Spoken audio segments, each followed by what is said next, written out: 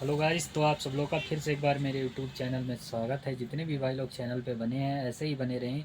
बहुत ही प्यारा सॉन्ग जो आ चुका है विष्णु राज और मालती चौहान का, जिस सॉन्ग का नाम है देवरा प्रसादी चटनावा। बहुत ही ज़बरदस्त सॉन्ग है और ये विष्णु राज इंटरटेनमेंट से आज ही लॉन्च हुआ, अभी कुछ ही देर हुए हैं लॉन्च हुए।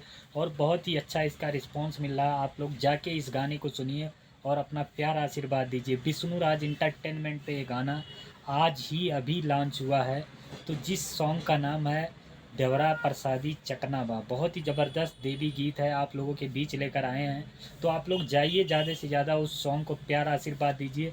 और अगर मेरे चैनल पे आप लोग नए हो तो चैनल को सब्सक्राइब कीजिए और बाजू वाला घंटी दबा दीजिए, ताकि आप लोगों के लिए हर एक अपडेट जो विष्णु राज का आता रहता है आप लोगों तक सबसे पहले मिले। तो आप लोग अभी देवी गीत सुनिए, फिर नवरात्र ख़त्म होने के बाद एक से एक धमाकेदार आर्केस्ट्रा सॉन्ग लेकर आ रही हैं। तो प्लीज़ आप लोग चैनल पे नए हैं तो चैनल सब्सक्राइब करें, बाजू वाला घंटी दबा दीजिए। फिर मिलते हैं नेक्स्ट वीडियो में, तब तक ले टेक केयर, बाय।